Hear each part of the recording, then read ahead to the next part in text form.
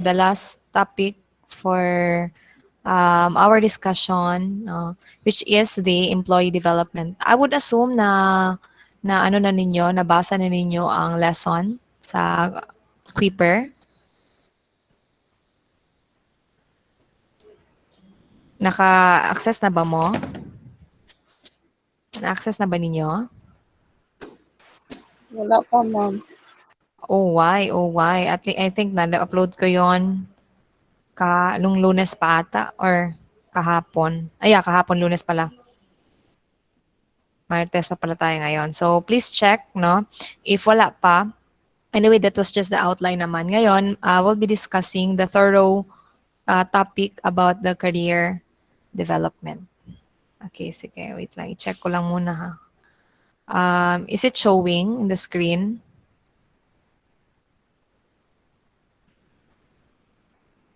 Can you show my can you see my PowerPoint?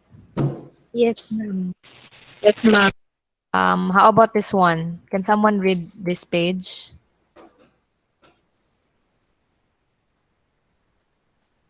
Employee development po, ma'am. Oh, hindi ano pala siya. Sige, ma'am. Paliitan ko na lang siya. Ayan, how about this one? Maklaro ang gagawin mo yung words mo. Hindi maklaro. Saglit lang ha. Development. Araw. Check ko lang muna.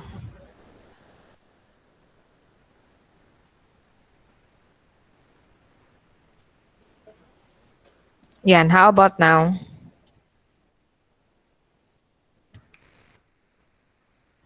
Ma'am. Ano sa yung mabang makita? Things to remember, development. Ayan, okay, sige.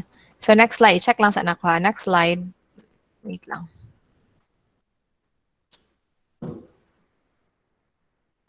Next slide, maklaro. Yes, ma'am. Okay, so maklaro na no? Yes, ma'am. Sige, okay. Alright.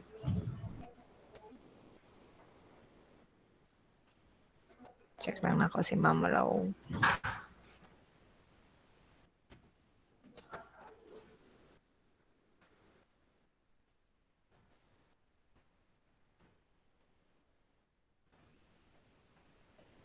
Okay. Sige, dear. Salamat lang ga. Maklaro na siya.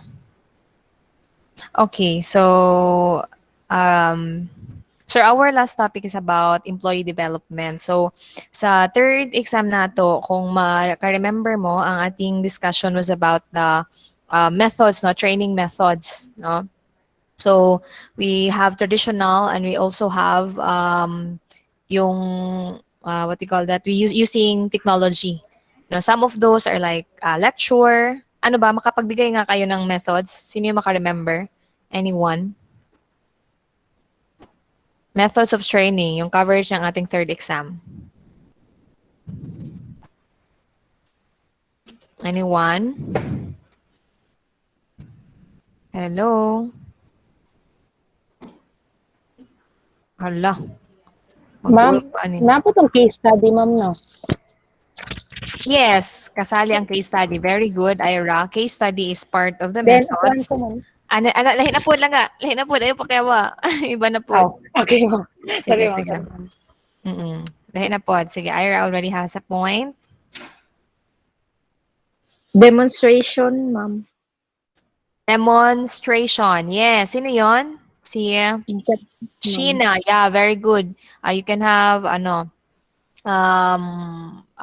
hands-on rather, no? Hands-on ang term nun.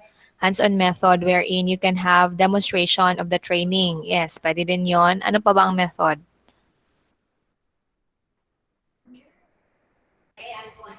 Yes po. Anyone?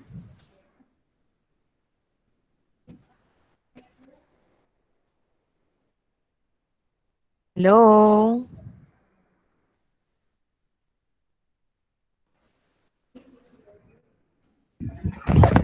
On the job training, ma'am.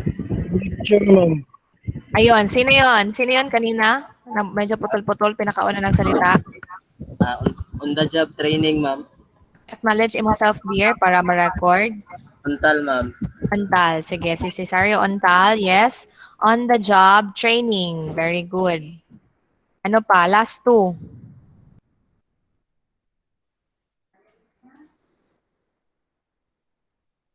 Last two. Ouch. Masakit sa tenga, dear. Ouch. Masakit sa tenga. Sino yung nagsalita? Ah? Sino ito? Si? Ano yung sagot? May chat mo nga, dear. Yeah, Maldaldo, Mary. Ano yung sagot mo, dear? Yes, may game-based training also, sabi ni Jessa. Last isa, si Baldado. Ano yun? Paki-type nga, dear.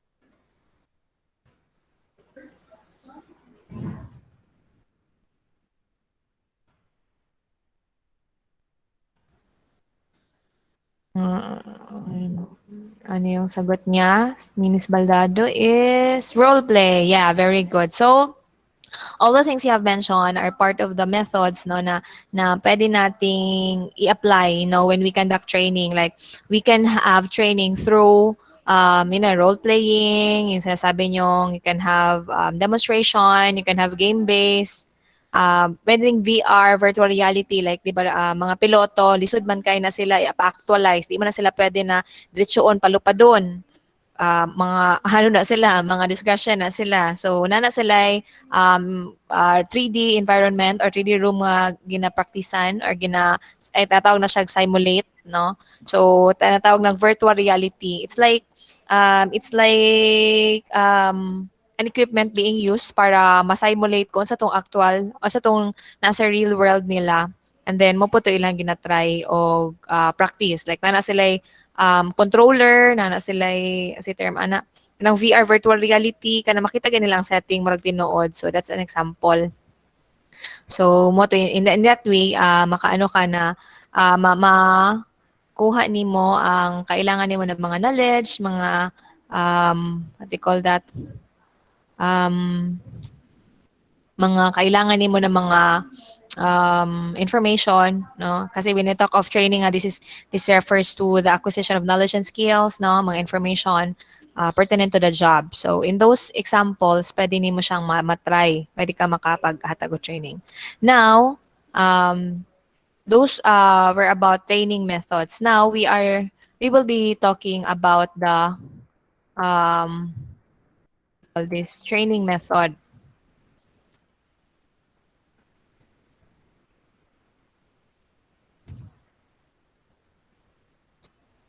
The employee development pala. Ayan. So, maklaro man, no? Check yan. Okay. So, makita niyo, maklaro, mabasa, things to remember. Yes, ma'am. Ayan, okay. So, things to remember for this topic are these two common words, no, which are training and development. So you already know since we have been discussing training since then, no, from the beginning of our discussion. So when you talk of training, this really is the process of acquiring knowledge, acquisition, skills, or sometimes changing behavior. But when we talk of development, since this is our topic, so this refers to the formal education, job experiences, relationship, and assessment of personality and skills that help employees prepare for the future. So, emphasize nato ang for the future. No? So, again, a formal education. We can also gain job experience, relationship, and assessment. Para ang pinaka-purpose niya is to prepare for you for the future. Also, when you say development, this also helps employees prepare for changes in their current jobs that may result from new technology, work designs, new customers, and new product markets. While training, this focuses on helping employees' performance in the current job. And development prepares them for other positions in the company and increases their ability to move into jobs that may not yet exist. Or in short pa, in our term, no, please remember this one. Pag sinabi nating training, di ba, ang unang process ng time natin ng ating recruitment and selection is we do what we call this we do interview, and then afterwards we recruit, no, so we search for applicants, and then when we got our applicants, we interview them, and then afterwards, so on, may mga process, may examinations, may mga assessments, and then we're gonna select them. After the selection, we will have na the first training of the employees, which is the orientation. So again, please bear in your mind that when we talk of training, this really is a preparation for the current position, ngayon na position. Kung ang in-applyan mo is magiging HR staff, so you will be trained what are the things or what are the tasks that is being done in an HR staff. Okay, naintindihan ba? Yes, can I have an affirmation? Yes, ma'am. Ayan, okay. So Yes po, again, ma'am. thank you. So again, pag sinabing training, pine-prepare ka sa posisyon for the current job or current task mo na ginagawa. Like yun na nga, bago kang dating sa company, bagong hire ka, so you will be trained on the specific job description that you're into. But pag sinabing development, dito, helps employees prepare for changes in their current jobs that may result from new technology, work designs, new customers, or new products. Changes, there are already changes. So, let's put it this way, no? Hanggang tumatagal ka sa company, the management might see a potential in you. No, pwedeng like makita nila na maging manager ka, possible ka na maging trainee for manager, or maging mas magkaroon ng promotion, no, higher position.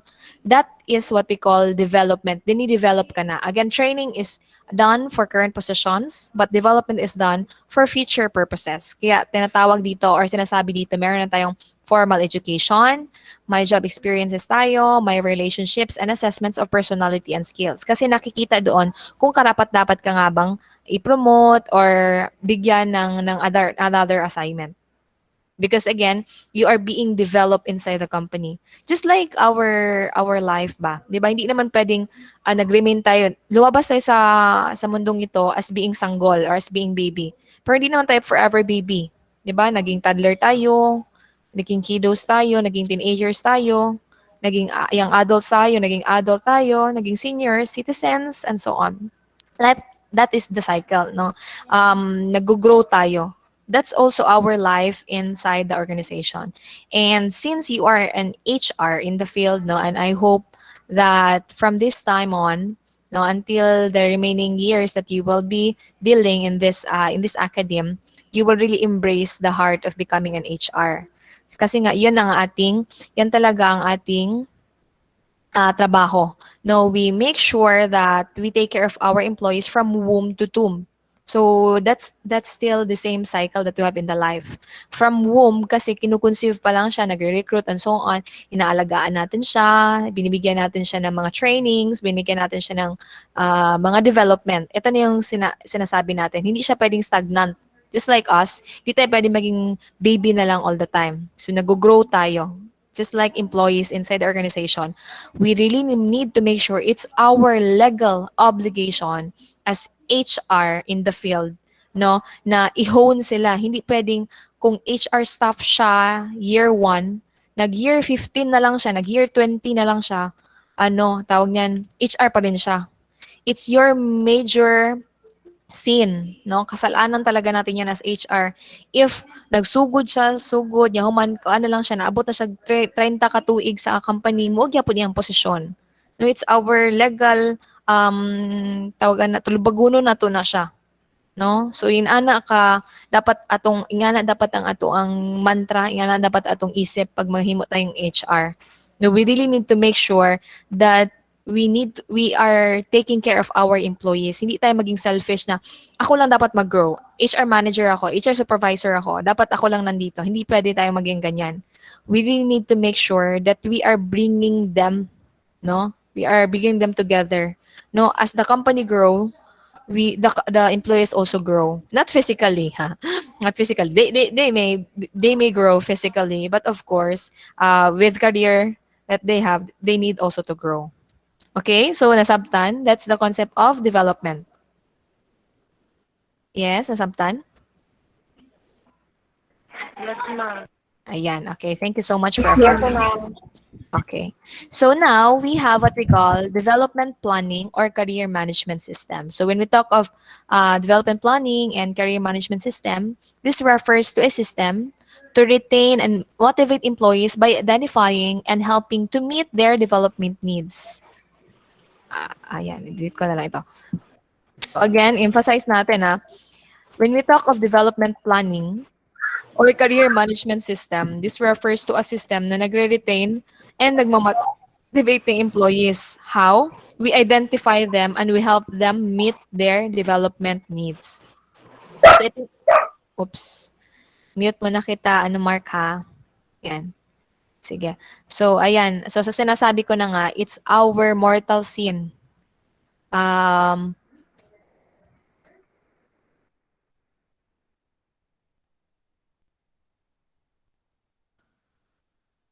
Di.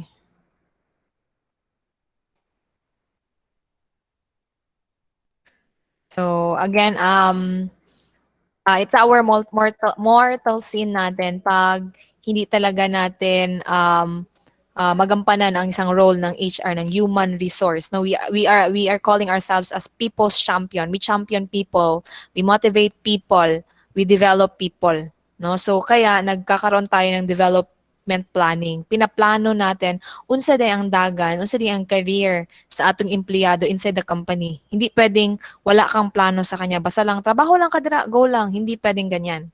Now we need to identify, we need to help them meet their development needs. Kasi hindi din pwedeng i-push natin sa kanila kung ano yung gusto natin as HR sa kanila. Let's say, sige, gusto ko talaga mahimo kang general manager. Pero hindi naman pala talaga niya kaya. Pwede siyang mag one step, pwede siyang ma-promote ng mga pero hindi talaga siya capable to that. Meron siyang ibang linya. So kaya tinatulungan natin siya by identifying and helping them meet their development needs. So that's what you call development planning or career management system. Now, in development planning, we have process to follow. No, mayroon tayong 4 na process to follow.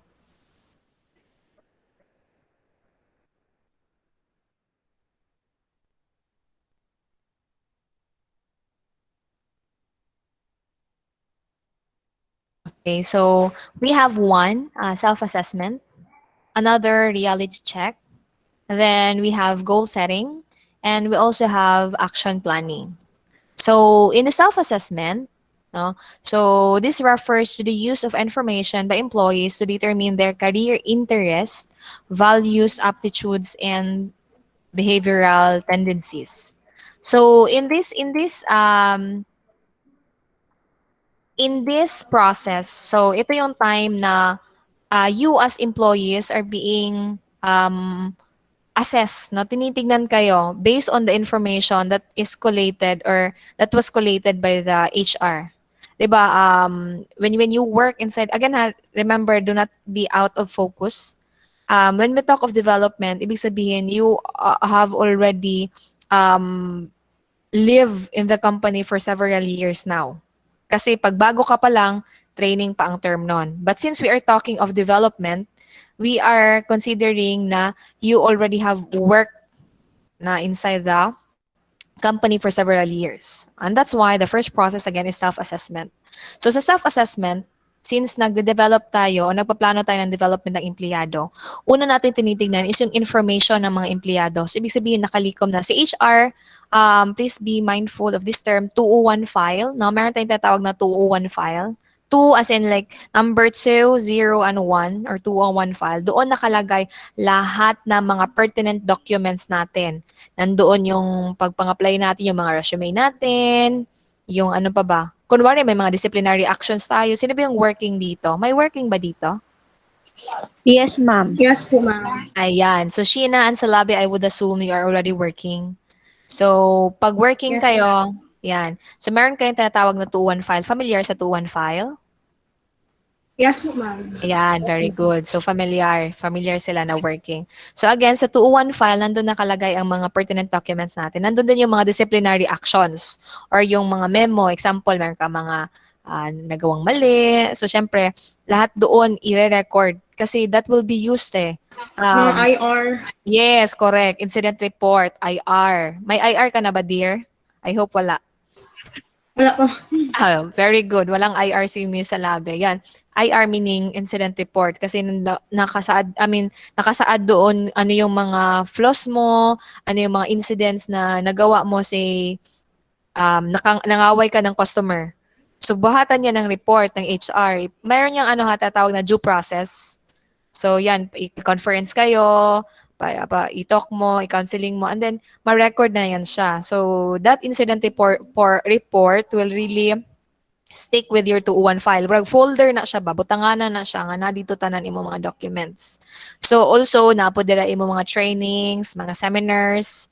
In short, sa self-assessment, no, since nagagamit og information by employees, gina-check na dito daan, unsa day ang mga alignment na nimo. Unsa day mo mga interest, unsa day mo mga values, diba? Aptitudes, behavior, tendencies. Kaya sa nga nandoon na yung mga IR. So gina-assess, gina-check imong 201 file. So sa development process mo ang pinakauna na proseso or development planning mo ang pinakauna nga proseso. Ginatan-aw ka kung unsa day ka na empleyado. Anong klase ka pa lang empleyado. Kailangan ito kasi nga say ang dami niyo sa company. So, tapos nakitaan mo siya ng potensyal, say, si Saysay, Relikite, nakitaan ko siya ng potensyal, pwede siya maging, kahalili ng bagong resign lang na manager. So, pwedeng i-pull out ko yung 201 file niya, tingnan ko, anong klaseng kaya si anong klaseng empleyado kaya si Saysay. Meron pala siyang mga trainings, meron pala siyang abroad na mga seminars, no? Ang ganda pala ng track record niya. Ito pala yung mga interest niya, so on. Ito yung mga accomplishments niya. So makikita ko doon. But the other way around, if you are not performing well, so makita din doon yung mga like sinabi ni Kazel, sa labi na nandun yung mga IR and so on. Sana hindi din. Basta again, yun yung first process. Nagkakaroon ng self-assessment. Ina-assess ka. Second process, no, since again, let's be focused or let's be connected. Pag sinabing proseso, it's a step-by-step thing na ginagawa. Hindi siya pwedeng mauna yung isa over the other. Again, self-assessment yung una. Pangalawa is the reality check. So when we talk of reality check, this refers to the information employees receive about how the company evaluates their skills and knowledge where they fit into the company's plans or potential promotion opportunities or lateral movement. So example, nagkaroon tayo ng 360-degree feedback. Are you familiar with 360-degree feedback? Anyone?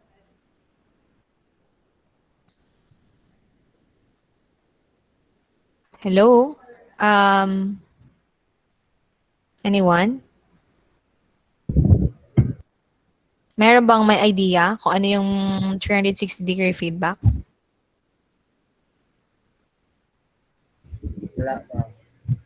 Wala, ma'am. Nadunggan lang naman pero wala may kabalong sa meaning. Ayun, nadunggan ako si Mark na nag-ingon siya. Asa ni mo nadunggan, dear? Ganahan ko ka na at least na kay nadunggan anang idea. Sa kuan lang yapon ma'am kanang katong eskwela man to nako sa DNSC ma'am.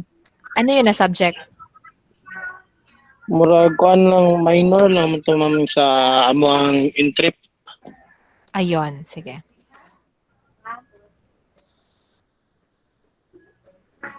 Ayan, sa NTREP. Ayan, so ano ba yung particular na ano? Kasi I was also holding NTREP subject dati eh.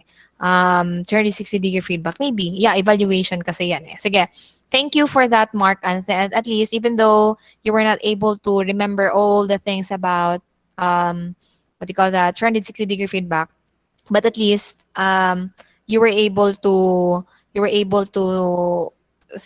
remember the term. No? So according to Ira, she said feedback from employee subordinates forum. Yes, one of the sources is the feedback from the subordinates. Very good. So okay, chat ko siya sa GC. So why is it called 360-degree feedback? 'Di ba kung sa mathematics, no, or kung sa ano natin, tinuruan tayo ng mga different angles, no? Different degrees. Pag sinabing 360-degree feedback, 'di ba isang ikutan, kung saan ka umikot or saan ka nag-start, doon ka din babalik. 'Di ba? So saan ka nag-start, dito ka nag-start, iikot ka, doon ka din babalik. So ibig sabihin, it's a circular motion. It's a round motion. Lahat ay nagbibigay ng feedback. Lahat ay nagbibigay ng evaluation.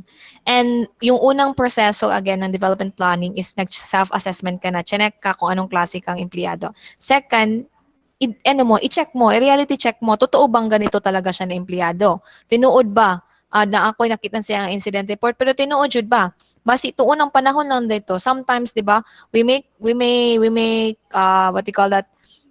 We may have failures, we may have incidents done in the past, say 3 years, a year ago. Pero ngayon nagbago ka na kasi naisip mo mature ka na. So i-reality check ko nga si Cesario kung totoo bang nagbago na nga ba siya. 360-degree feedback ko na nga siya.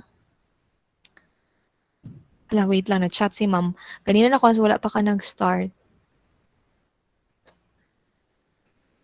Ma'am, wait lang nga. Chat ko muna si Ma'am Chan. Kanina, asa yung link?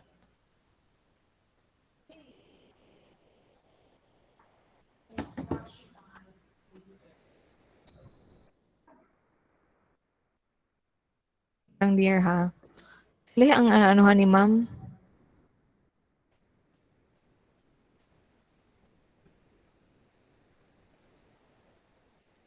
Hello, Ma'am Chan. Dito na ba si Ma'am Chan? I-check ko lang. Wala talaga si... Ay, ayun. Nandito na pala si Ma'am. Sorry. Good afternoon, Ma'am. Yan. Ay, okay. Sorry, Ma'am. Sorry.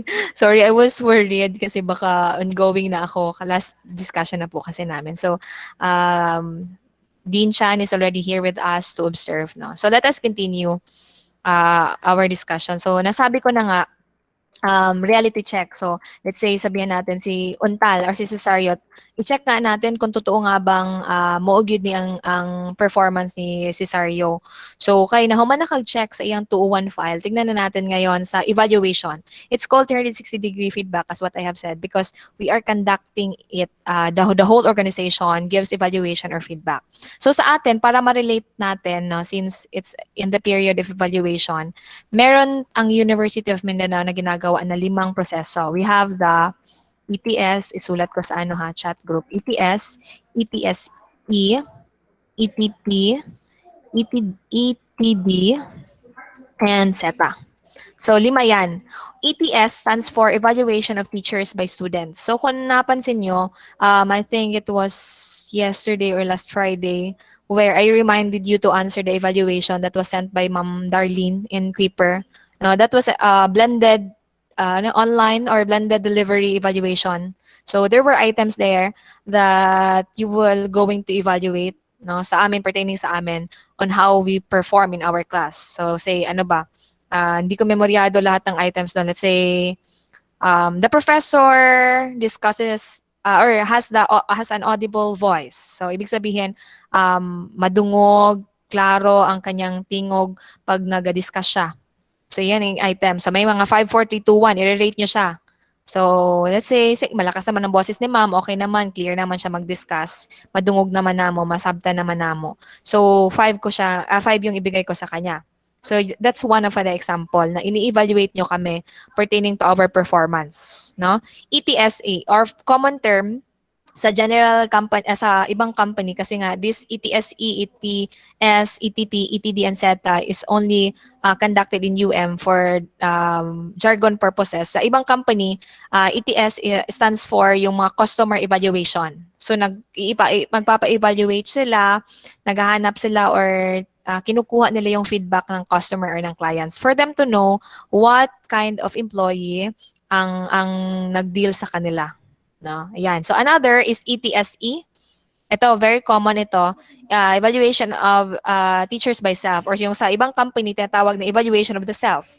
So kami, we also evaluate ourselves. No? Say, ano ba yung mga ano namin? Do we participate or do we collaborate university, what do you call that? Activities. So, syempre, that can be affirmed with other activities or with other evaluations rather, kasi nga 5.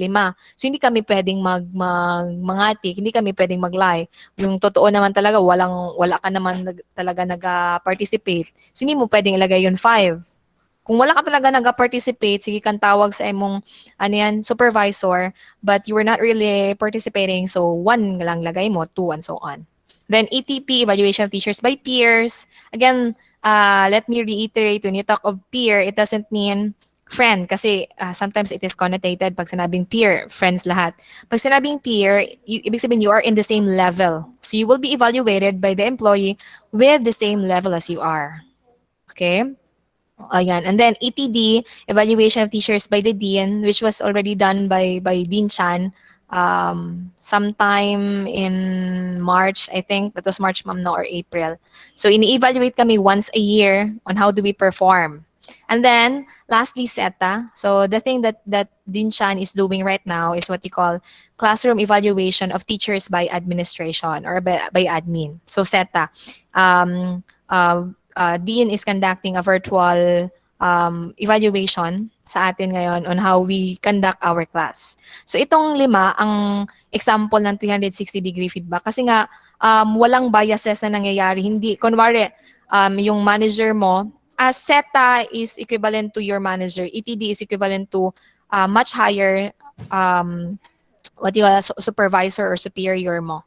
Okay? So, yan, ini-evaluate kayo lahat para hindi bias. And this is actually the best evaluation among all other methods. Kasi pwedeng peer lang, pwedeng self lang, pwedeng client lang, but those can lead to biases. Kasi what if na-hurt si client sa'yo, customer sa'yo, ayaw niya sa'yo, so i-rate kaya ng maliit. Or kung ayaw ni boss sa'yo, ayaw ni manager sa'yo, so the boss will be rating you maliit. No? Kayo naman yung recipient ng aking discussion. How were you able to what do you call that? To process, to digest all the discussion that I had in you. So kayo din yung magre-rate sa akin. All in all, titignan ito ng HR. Then this will check anong klaseng empleyado ba nga siya. So from the self-assessment, tinignan niya yung 2-1 file mo, mga information, nag-second process siya sa development plan, nag-reality check siya, nag-evaluate siya, nag-performance appraisal siya. So na-check niya na kung anong klase kang empleyado. Okay? Can I hear an affirmation? Nagets ba ang idea? Yes, ma'am. Ayan. Thank you so Yes, much. So ma'am. again, that's a reality check. Kasi hindi pwedeng sabihin mo ang isang empleyado is ganito na talaga siya. Dapat meron ka talagang due process or thorough process na tinitingnan. The third development process is what you call goal setting. So this refers to the process of employees developing short and long-term development objectives. Or other call this one as, it's a common term, employee development plan. So allow me to share to you. Now, this is actually an example I downloaded from my personal MIS or from my personal details sa aking MIS. Wait lang ha.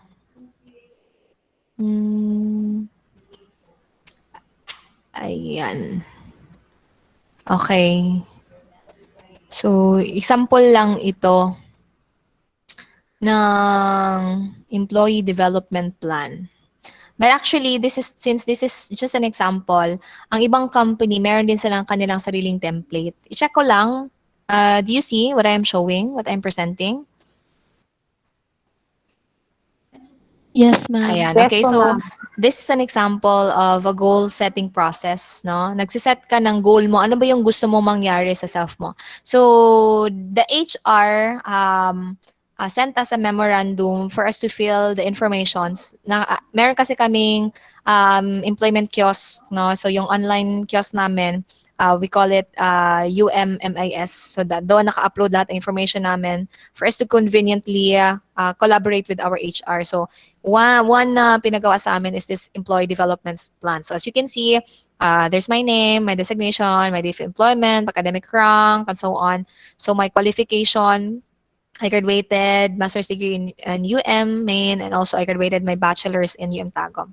So I had my work experience. Yan, dito na part, pursuit of higher studies. So I targeted, hindi lang masyadong visible, no, kasi I just downloaded this one eh. Parang nasira yung template niya, but just go with me. So sa PEP, ibig sabihin, this is also part of the employee development kasi nga pina-enroll kami ng UM, no, kami na mga non-board course tayo, no, kayo soon you will also have the a non-board course, no, or you are currently having a non-board course, wala tayong board exam. So for us to be able to what do you call that, bridge the gap, kami, since wala kaming education units, di namin alam talaga naturally or theoretically speak on how to deal with the students. So meron kaming PEP, no, nag-aral kami. Then I had a target. Then I also had a target dito sa doctorate ko kasi Ateneo ang nilagay ko since as I search within pinakamalapit na university, ito lang yung school na vertically aligned ako. So I will be planning to have my doctorate by God's grace next year. So 2020, hindi pala. Yeah, 2022-2023, next school year pa. So I also had several trainings. Also, I'm planning to have my immersion. Ang dami kong gustong mangyari, no? So this is just the template. So limited lang ang template. So kaya ito lang din yung na-feel ko. But again, as what I have said, since this is just an example, ang pinaka-purpose ng talaga ng goal setting or employee development plan is hinahayaan kayo ng HR na mag-plot ng mga activities na gusto nyo mangyari sa life nyo inside your employment work, no, or employment period. So say gusto nyo mag-conduct ng research, gusto nyo mag-aral pa, suportahan kayo ng HR. So yun yung tinatawag na goal setting. You set your goal. Because as what I have said, di ba kanina sa development planning, no, na ang aim natin is to motivate our employees to identify and help them, no, know their relevant needs. Hindi pwedeng atin na needs for them. Kaya dapat manggaling yun sa empleyado. No, hindi, ano na tayo, we're just the guiding stars sa kanila na possible mangyari yung ano yung gusto nilang mangyari within their career, within their life, inside their employment period. Okay? So that's goal setting. Nakuha mo na sa empleyado yun yung gusto nyo, ano yung gusto niyang mangyari sa kanyang career. Kasi nga, pinagawa mo siya ng plan. Pinagawa mo siya ng deployment plan. So allow me to share back the PowerPoint. Ayan, okay. So the last process for the development planning process is the action planning. So i-connect natin dito sa goal setting. Bale, nagkaroon na tayo ng plano. No? Ang empleyado nagkaroon na ng plano ng concrete things na gusto niyang mangyari sa life niya. Now, in the action plan, this is a written strategy that employees use to determine how they will achieve their short and long-term career goals. So hindi pwedeng hanggang ano lang tayo, hanggang goal setting lang tayo. Hindi pwedeng hanggang plano lang tayo na okay, written lang, ganito, ganyan. Now, for you to be able to make sure na concretize, ma-specify talaga, and ma-materialize ang gusto ni empleyado na mangyari sa kanyang career, you let them write an action plan. No? I-determine nila ano ba yung short-term goal nyo, ano ba yung long-term goal nyo. Let's say, isulat nyo, or maybe, may I ask someone in the class, ano ba yung short-term goal ni, sino ba ito? Tawag ako ha. I wanted to know, may work experience na pala si Sheena eh. Si Sheena Egalinos, ano ba yung gusto, ano yung mo dear? Short-term goal mo sa iyong career. As, as being a working student? Po, ma'am. Ano yung meron ka bang short-term goal? Yung say mga 3 to 5 years from now. Ano Okay, yung ma'am. gusto mo mangyari sa career mo? 3 to 5 years, ma'am, from now, kaning mahimo kog HR manager. Yan. Kasi you are already now second year. Yes, ma'am. So is that a reality check? Possible ba? Viable ba? Sige nga, count natin. Gagraduate ka 2 years. So magkakaroon ka ng experience 1 year, 2 year. Pwede, no? Pwede, possible. Kasi nga, graduate ka na 2 years, then pwede ka makagain ng 1 to 2 years, depende kung gaano kagaling. And then, in your third year or pang fifth year mo, pwede ka na maging manager. Pwede, possible. Okay? And then, pag long-term goal, ibig sabihin, mas higher pa yung tinatawag nating permanent goal mo na mangyari sa career mo. Okay? Isusulat mo yon, no? And then you will gonna submit it to the HR. So, it's actually an essay ba? Para siyang essay. Na-explain mo doon, ano yung strategy, pag sinabi kasing strategy, this is actually a long-term plan, a long-term goal. Na meron tayong dapat tactics. Pag sabi nating tactics, ito yung mga small things, mga ginagmay-gagmay na mga butang na ginabuhat na to para ma-achieve ang goal. So say, gusto mo maging HR. So taktika mo ngayon, maging masipag ka sa pag-aaral. Kasi these are the smaller steps that you need to do for you to be able to meet that goal. Do you get it? Hello? Yes, ma'am. Yes, ma'am. Ayan. Yes po, ma'am. Thank you so much for the affirmation. Ibig sabihin, nandito pa kayo. So, ayun. Ito yung magiging proseso natin sa development process ng empleyado. No? So, nagkaroon ka ng assessment, reality check, goal setting, then action plan. Now, we also have approaches to employee development. So, paano natin yun? Alam na natin ang proseso. Paano ba natin siya ma-materialize? So, as a future HR, ang perspective nyo, pwede nyo silang bigyan ng formal education, executive education. You can have them reimburse kung nag-aral na lang sila, assessment, performance appraisal, job experiences. Okay? But on the perspective of the employee, pwedeng ito ang kanilang gawin. Okay? So, formal education, it's like pursuing an education. No? Mag-aral ka ng what do you call that? Master's degree.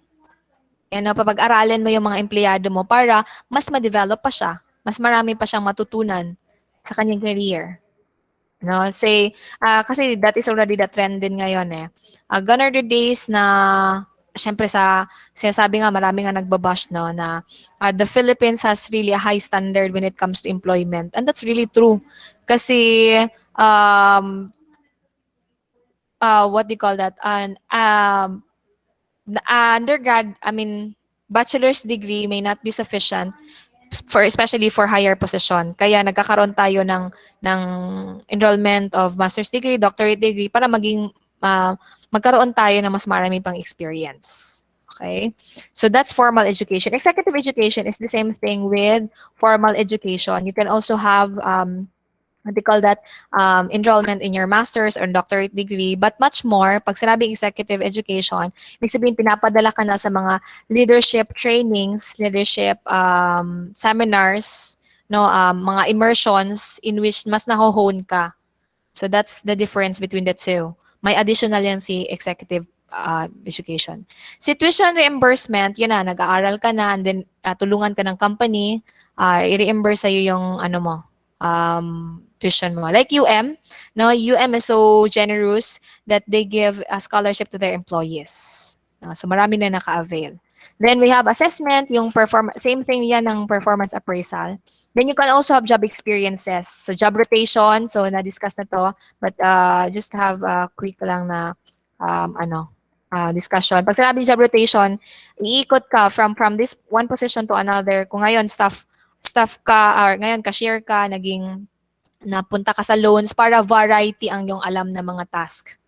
Okay, then we have promotion, so ipropromote ka, higher position, transfer ka sa ibang ibang position, temporary assignment, another transfer of position. Ang ano lang, masaklap lang pag may downward movement. Ibig sabihin, you are not performing well kaya the-downgrade ka. Okay, so in those approaches, pwede kang ma-develop. And then, how do you match your job experience? So you can have two. You can have mentoring and coaching. Pag sinabing mentoring, ibig sabihin you're gonna get someone experienced enough to teach you how to do the job well. Like senior employee, pwede kang magpaturong sa kanya paano ba mas maging maganda na paano ba maging effective. That's on the perspective of the employee. But you as the HR, pwedeng magkaroon ka ng protege.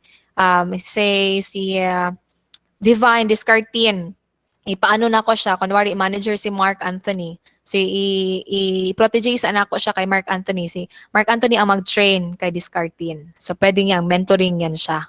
Okay, para ma-bridge po tong mga gap, mga lacking skills, abilities ni Divine. Another is coaching. Pag sinabing coaching, so pwedeng yung peer mo or yung manager mo, pwedeng one-on-one, i-motivate ka niya.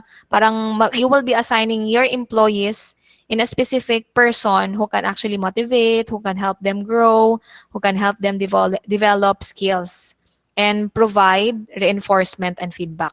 So again, that's the two process how you can match yung job experience mo sa employee development needs and goals, mentoring and coaching. And lastly, we have succession planning. So refers to the process of identifying, evaluating, developing, and tracking high potential employees who are capable of moving into different positions in the company. So resulting from planned or unplanned job openings due to turnover, promotion, or business growth. So again, this refers to identifying, evaluating, developing, and tracking high potential employees. So ito na yung parang you are actually planning someone who has the potential to be on a higher position, to be in managerial position. Parang nakadaan. I could remember when I had my PMAP Teach training, I was lucky enough to be sent by the University of Mindanao in Mandaluyong City. Nagkaroon kami ng company tour sa Nestle. So meron silang succession planning. Ang ganda ng succession planning nila. Say, bagong employee ka. So meron kang nakatalagang task or mga achievement na kailangan mong i-meet bago ka makapunta sa isang higher position. Say, skill 1, skill 2, skill 3. Sa skill 1 mo, dapat makakuha ka ng TESDA certificate. Let's say ganyan ha. TESDA 2, maka-attend ka ng international training, skill 3, and so on. So pag tapos mo na yung skill 3 mo, ambak ka na sa second position and so on. So that's succession planning. Murag ikaw as HR, ginaplano na nimo ano yung life, ano yung dagan sa imuhang empleyado, no? Hantod sa mahuman siya sa not mahuman, hantod sa magdugay siya sa isa ka company. Because again, that's our job as HR. We need to make sure that our employees are not stagnant, no? Pasaan pa tinawag natin na human resource. We manage the resources, no, the assets, the valuables of a specific person. And then we are calling them in the present time as championing the people. Okay? So question, clarification, violent reaction. None po, ma'am. None so far. Sige, may 5 tanong ako before tayo mag-end. No? Sige, palihog ko o chat sa chat box, ha? Kasi naka-record naman ito. I'll be reviewing later yung sagot nyo. Okay, are you ready? Papaspasag type sa chat box. Bawal mag-copy sa answer. Sige, the first question for the review is that this refers to a system to retain and motivate employees by identifying and helping to meet their development needs. Wala na itong ano. So, ano ito? 5, answer now. 5, 4, 3, 2, 1. Uy, wala ginag-answer. Refers to a system to retain and motivate employees by identifying and helping meet their development needs. Yan. Wala si Mark Anthony lang naka-answer. Uy, nangupya ang uban. Uy, nangupya na ang uban. O, wala yung mga P. Sige, question number 2. Hantod sa maabda na, mula ako i-credit kay di na pwede magdugay. Answer. Yan. Okay, sige. Stop. Number 2, this refers to formal education, job experience, relationships, and assessment of a personality and skills that help employees prepare for the future. Sige. Answer, answer, answer. Sige, di ko muna sabihin yung sagot.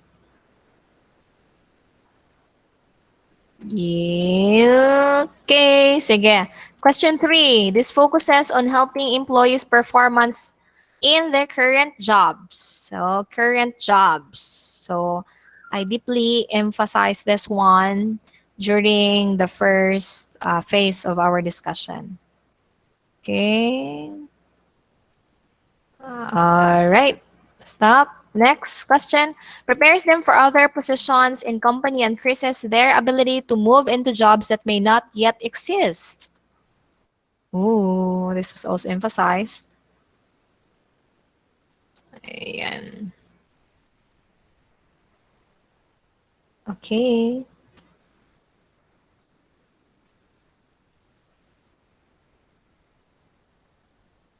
Sige, stop. And the last question is this one. This refers to the process of employees developing short and long-term development objectives.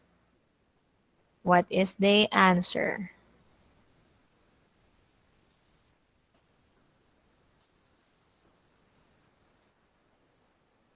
Okay. Yes, Mark Anthony, nag-raise ka ng ng hand.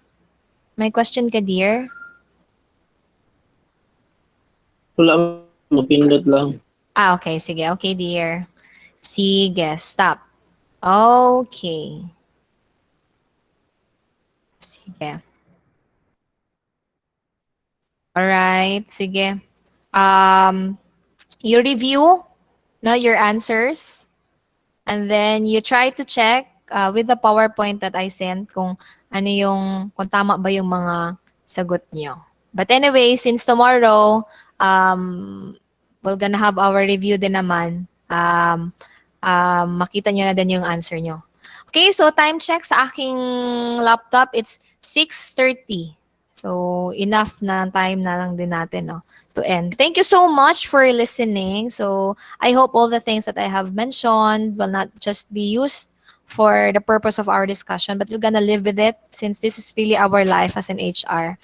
We really need to make sure that we treat our people, our employees soon, na nagid sila value inside the organization. That's why we develop them.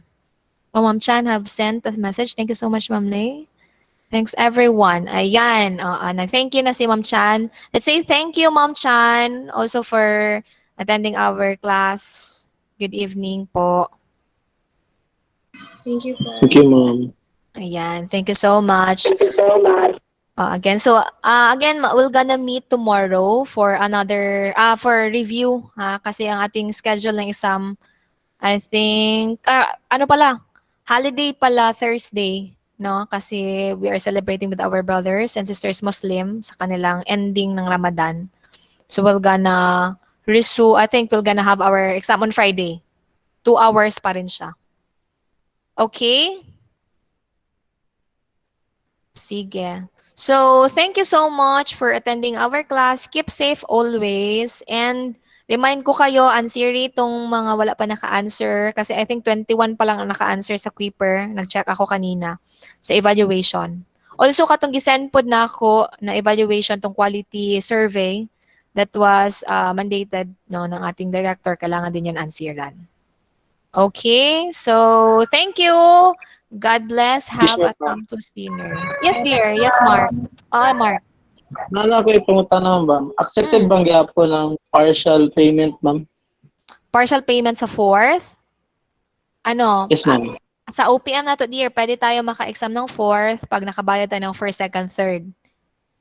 May 1st, 2nd, 3rd ka, no? Pwede Yes, naman ma'am. siya.